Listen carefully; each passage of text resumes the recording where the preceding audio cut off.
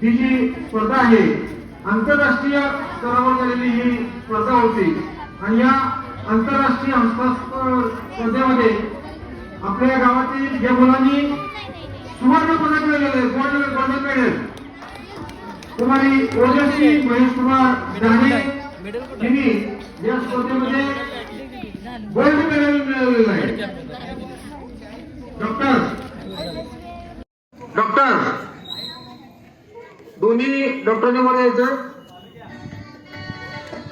आई आणि वडील दोघे डॉक्टर.